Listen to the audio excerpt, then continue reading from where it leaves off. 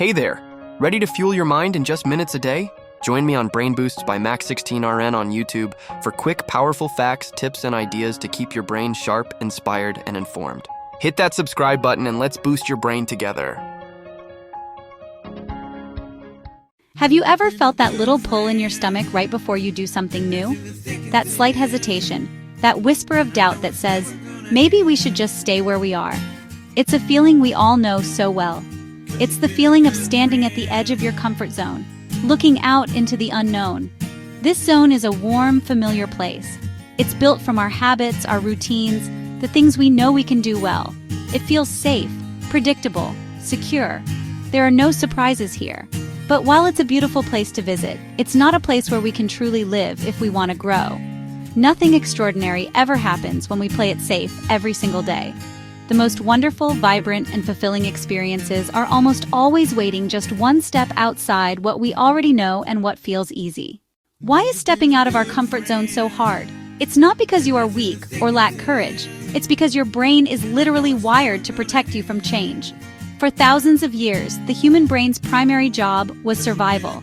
Anything new or unfamiliar could be a potential threat. A new type of berry could be poisonous. So, your brain developed a powerful automatic response system. When faced with the unknown, it sounds an alarm. That feeling of anxiety, fear, or discomfort is your ancient survival mechanism kicking in, trying to keep you safe in familiar territory. This internal alarm is managed by the amygdala. Think of it as your personal security guard. It's constantly scanning for danger. When you think about applying for a new job, starting a new relationship, going to a new gym, your amygdala doesn't see opportunity. It sees deviation and risk. It floods your body with stress hormones like cortisol and adrenaline. Your heart beats faster, your palms sweat, your mind races with what-if scenarios. This is your brain doing its job perfectly, but its job description is outdated for the modern world. Understanding this biological process is empowering. The fear you feel isn't the actual danger. It's your brain's programming, not a sign to stop, a sign you are doing something new. You can acknowledge the feeling without letting it control you. There's my brain trying to keep me safe again. Thank you, brain, but I've got this. By separating feeling from reality, you take back your power. You become the driver of your life, not a passenger reacting to old alarms. The paradox of growth. Discomfort feels like a warning. It's actually the entry fee for a bigger, better life. Your brain wants to keep you small to keep you safe, but your soul, your spirit, wants to expand. It wants to learn, to love, to experience, to become more. Growth is a gentle negotiation between these parts. Reassure your ancient brain that you are safe, while giving your spirit freedom to explore. Discomfort is simply the friction between where you are and where you're meant to go. Every great journey begins with a single, often terrifying, first step. Think about some of the people we admire. J.K. Rowling was a single mother living on assistance when she started writing her book. She faced 12 rejections before one finally said yes. Imagine the discomfort with each letter. The temptation to give up must have been immense, but she pushed through. Each no became fuel. Her story is not overnight success. It's enduring discomfort for a dream. Remember your first day at a new job? You didn't know anyone. You didn't know the systems. You felt awkward, insecure, a little lost. That feeling is the discomfort of growth. You were stretching new muscles.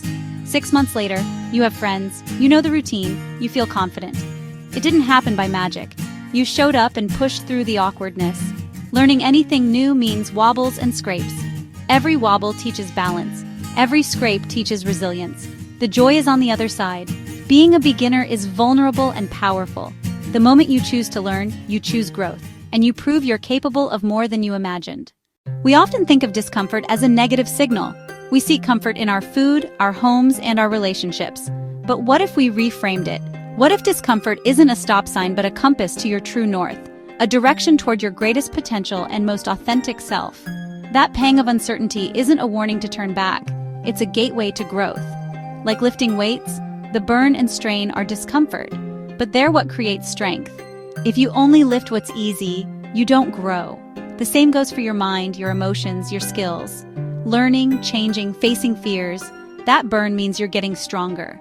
Your life expands in proportion to your willingness to feel uncomfortable. Push through stage fright and your world gets bigger. New opportunities, confidence, your own voice. So pay attention to discomfort. Get curious. It's your most honest and reliable guide. This way. The stories we tell ourselves about our feelings shape our reality. If you say, "I feel anxious, this is terrible, I need to escape," you'll keep running from opportunities. But what if you change the story? Try, "I feel energy in my body. This is me getting ready to do something important." Reframe the racing heart and quickened breath not as threat, but as preparation for action. This isn't fear, this is readiness. Think of discomfort as a wise teacher. A good teacher lets you wrestle with a challenge, because the struggle is where learning happens. Label emotion with curiosity. Isn't it interesting my body reacts like this? That tiny space lets you choose your response. This is mindfulness. You become the sky, not the clouds. Feelings are weather passing through, they're not you. Each time you face discomfort without running, you tell your subconscious, "I am capable, I am resilient, I am stronger than my fear." Over time, discomfort becomes a trusted companion, a sign you're alive, engaged, and actively creating a better future. It's one thing to know discomfort means growth, another to move through it. First, name the fear. Give it a specific label. Don't just say, "I'm scared." Ask, "What am I specifically afraid of?" Is it failure, being judged, looking foolish? The unknown? Shine light on it and it loses power. Next, question it. If I fail, what will actually happen? Will I be okay? What's the worst case and how likely is it? Usually it's unlikely or not that bad. Third, create a fear-setting plan. List worst cases. For each, write how to prevent or minimize, and how you'd recover. This turns a worrier into a planner. It gives you a sense of control. Use the energy of fear as a cue for action. Make the call. Type the first sentence. Action is the antidote to fear. Once you're in motion, you can steer. Big change overwhelms when you stare at the whole mountain. We fixate on the finish line and forget the only thing that matters, the next step. Break it into ridiculously small actions. Don't write a book, write a paragraph. Don't run a marathon, put on your shoes. Jog to the end of your street. Small steps bypass the fear response. Consistency beats intensity. One small brave step, day after day. This is compounding. Lay one perfect brick each day and the wall appears. Confidence, skills, life. Momentum matters. An object in motion stays in motion. The hardest part is starting. Each tiny win builds the next. Ask, "What tiny step can I take right now?" Send that email. Research that class. Put on your workout clothes. Make it so small it's silly not to do it. Deep within you, there is a reservoir of strength you may not know you possess. You have already survived every single one of your worst days. You've navigated challenges, overcome obstacles, endured discomfort, and you're still here. Remember when you thought you couldn't handle something, but you did. That same strength will carry you forward. It isn't acquired, it's uncovered.